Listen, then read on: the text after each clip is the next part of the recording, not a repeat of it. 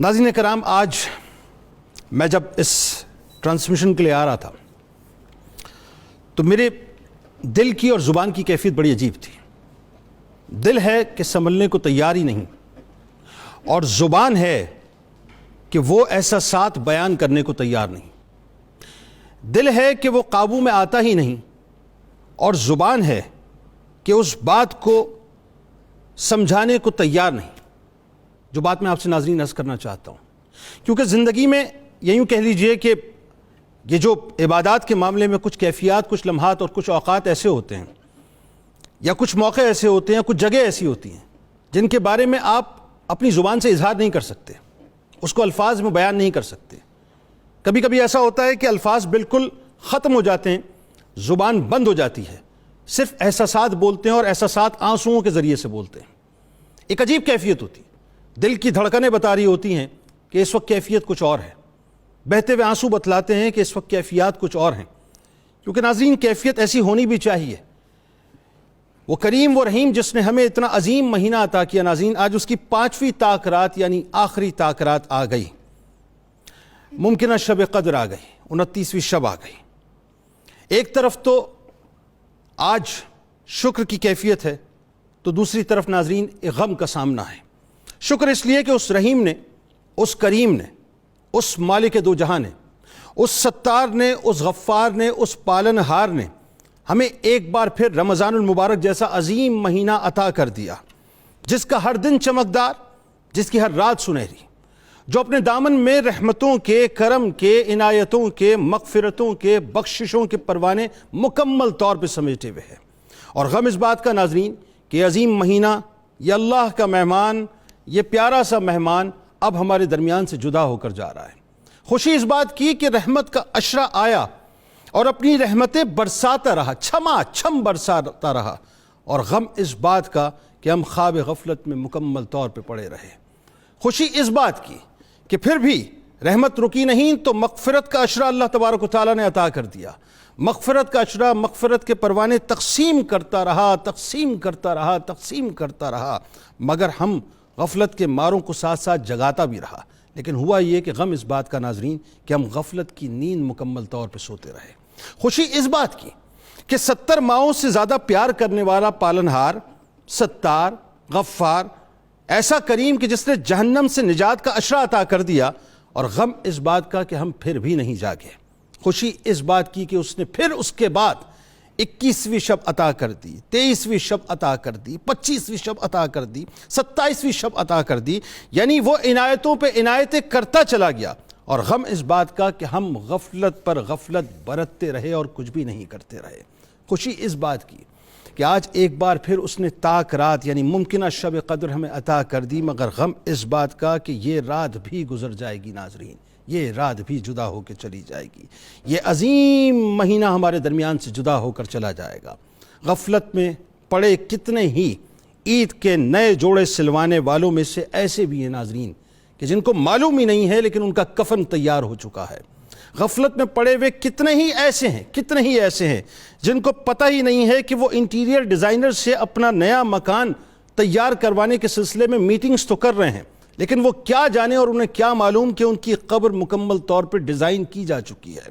یعنی ان کا اگلا رمضان ان کو میسر نہیں آئے گا، وہ جانتے نہیں۔ ناظرین کرام، یہ اتنا عظیم مہینہ ہے جو ہم سے جدا ہونے جا رہا ہے، جس کو میں اگر چاہوں کہ میں الفاظ میں بیان کروں تو شاید میرے پاس الفاظ نہیں ہیں،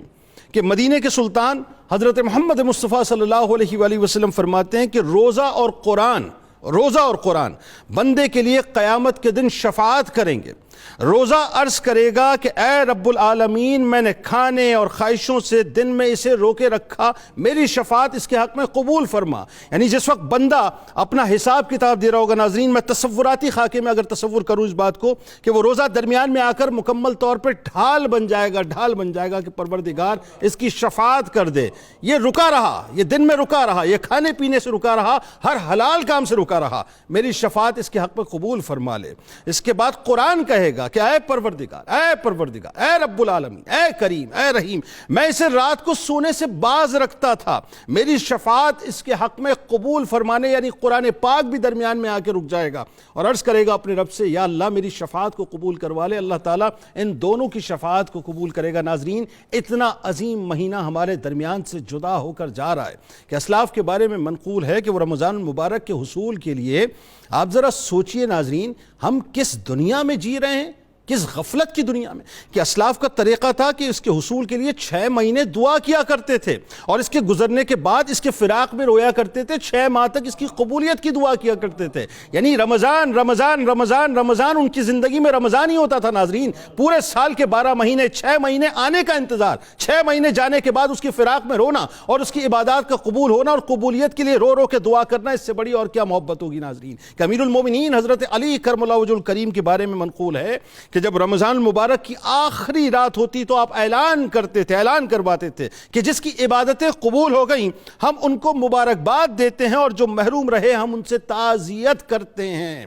یعنی ذرا سوچئے، مولا کائنات ایک طرف مبارکباد دے رہے ہیں اور دوسری طرف تعزیت فرما رہے ہیں، یعنی تعزیت اس کی جاتی ہے۔ ناظرین، اگر میں اپنے آسان سے الفاظ میں ایک طالب علم کی حیثیت سے سمجھنے کی کوشش کروں تو ہم کسی کی عیادت کرنے جاتے ہیں تو وہ بیمار ہوتا ہے تو عیادت کرنے جاتے ہیں، لیکن جب انسان مر جاتا ہے تو اس کی عیادت نہیں ہوتی، اس کی تعزیت ہوتی ہے۔ یعنی مولا کائنات مولا علی کرم اللہ وجہ الکریم ان کے لیے مبارکباد دے رہے ہیں جن کی قبول ہو گئیں، اور جنہوں نے اپنی عبادتوں کو کچھ بھی نہیں سمجھا، غفلت میں پڑے رہے، محروم رہے رمضان سے، ان سے وہ باقاعدہ تعزیت فرمایا کرتے تھے، تعزیت فرمایا کرتے تھے۔ حضرت عبداللہ ابن مسعود رضی اللہ تعالیٰ عنہ سے ان کے علاوہ یہ منقول ہے کہ عبادت قبول ہونے کے لیے مبارکباد ہو اور اے رد ہو جانے والے، اللہ تعالیٰ تیری پریشانی کا ازالہ فرمائے۔ ناظرین کرام، حضرت کعب رضی اللہ تعالیٰ عنہ فرماتے ہیں کہ جس نے اس عزم اور ارادے سے رمضان کے روزے رکھے کہ وہ رمضان کے بعد اللہ کی نافرمانی نہیں کرے گا تو وہ بغیر حساب کتاب کے